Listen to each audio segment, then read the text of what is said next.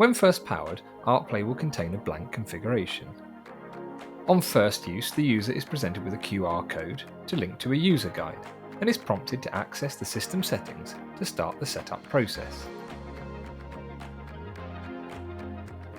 The user is presented with the following 4 options: System, Zone Settings, Passcodes, and Universes. System provides access to various central system settings, including screen behavior, brightness, and access to the engineering settings. Zone Settings enables the user to configure options such as visibility of certain features or capabilities for each control zone. Passcodes provides the user with the ability to set and enable or disable passcodes for the whole screen, engineering settings, and edit as required. And Universes allows each zone to be configured with its control universe number. Before we can go ahead and configure our screen, we need to set a couple of engineering settings. The first is the IP address of the screen. The second is the IP address of the ArtNet gateway that we wish to communicate with. To do so, press the engineering button,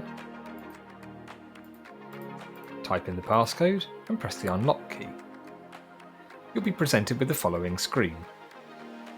Here we can click on Network Setup and untick if necessary DHCP and set a static IP address for our touchscreen to communicate with the rest of our system.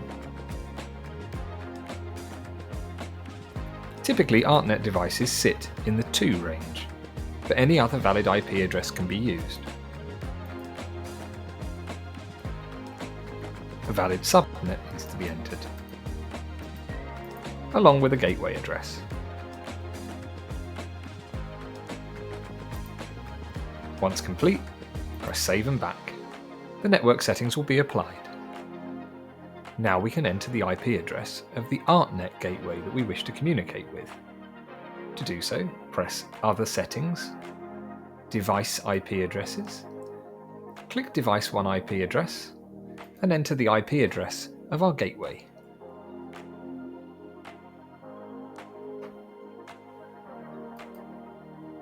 Be sure to enter the port